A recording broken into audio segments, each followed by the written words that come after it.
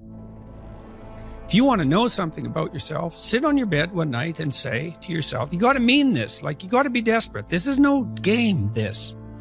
It's like, my life is not everything I want it to be, and perhaps it's not everything that I need it to be. And by need, I mean my life is so unbearable that the suffering that's attendant upon that is make me nihilistic, cynical, bitter, resentful, homicidal, genocidal, unable to have a good relationship, prone to punish people for their virtues because of my jealousy, driving the proclivity to see evil everywhere except within my own heart. Like, these are problems, man.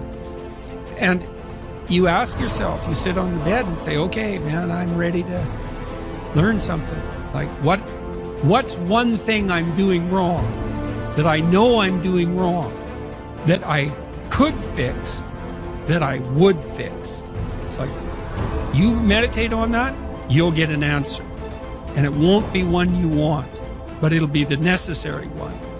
You know, and it's often something that will point you to small things.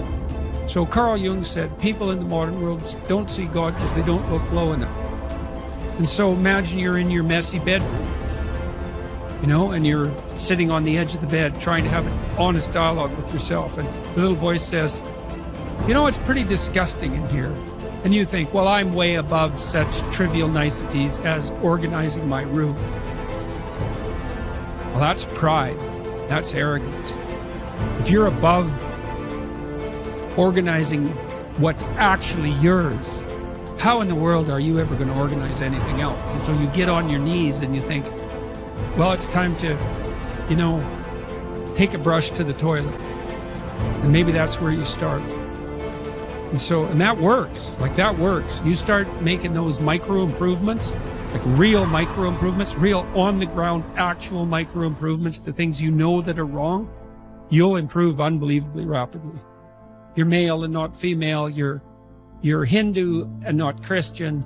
You're tall and not short. You have an arbitrary range of talents and an arbitrary range of limitations, none of which, in some sense, you chose. It's the cards you're dealt. Now, some of those are cards of privilege. Now, maybe you're born intelligent. Maybe you're born symmetrical. Maybe you're born healthy.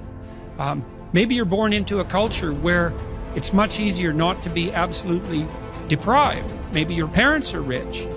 And so all of that, in some sense, is unearned. Now, along with that comes a good dose of existential guilt. Because at the same time, and this is true for anyone, regardless of their cultural background, the ground we walk on is soaked in the blood of historical atrocity. And so that's on you. Because, you know, people think, well, who's the Nazi? Well, it's the fascist, or who's the radical communist? It's the radical left-wing ideologue. And the fundamental truth of the matter is that's best dealt with as a spiritual matter. Is the adversary is within, really, most profoundly. And so you have to take the responsibility for that historical atrocity onto yourself. I was talking to Guy Ritchie this week about his movie King Arthur. It's quite an interesting movie in many ways. And when Arthur, who could be the hero, takes the sword, he's so overcome by visions of his murderous uncle that he can't pick up the weapon. Well, think about that. Now, you have weapons at your disposal, but they've been used by your murderous uncle. Like, dare you wield them? And the answer is, maybe it's easy just to leave the sword on the ground because you do want to be responsible for atrocities going forward, and don't think you couldn't be, and don't think you might not enjoy it. And so, the way you pay for your privilege is with your virtue. I mean that most particularly. You have these opportunities and this existential guilt. And the way you expiate that and atone is by doing your best to live the best possible life you can manage, to speak the truth, to treat people with respect, to abide by the principles of the dignity of the individual, and to put your house in order. And that's how you pay for your unearned privilege. All of us. And we all have our privileges and our and our curses. All of us have that. That's why it's not useful to be envious of people. You see you're a young man, you see someone drive by in a Ferrari with a blonde, and you think, my God, he's got everything. And, the woman in the car is a prostitute who's got a cocaine addiction, and her life is just one catastrophe after another. And he's had to lie and cheat his way into this position, and he's afraid that everything's going to come crashing down on him, and that's what you're jealous of. And it's just not that profound. You don't want someone else's fate. Man, your fate's enough, and your adventure's enough. It's plenty. It's more than you can ever fully realize. And so that's also part of the reason that we all believe that the individual has some intrinsic dignity. It's don't be so sure that your position in your room is so damn trivial. It might be your attitude towards it that's trivial. And if you're in dire straits and dire circumstances, just look at how much opportunity you have to make things better.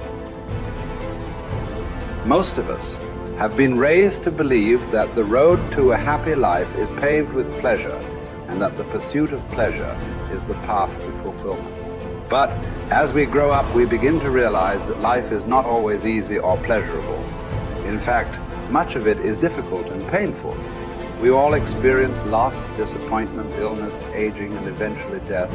We encounter stress, anxiety, and fear. We suffer from the slings and arrows of everyday life, and yet we continue to cling to the idea that happiness is found in pleasure and the avoidance of pain. We try to avoid our painful experiences by numbing ourselves with drugs or alcohol, distracting ourselves with TV, or obsessing over our work or our relationships. But the more we try to avoid the basic reality that all human life involves pain, the more we are likely to struggle with that pain when it arises, thereby creating even more suffering.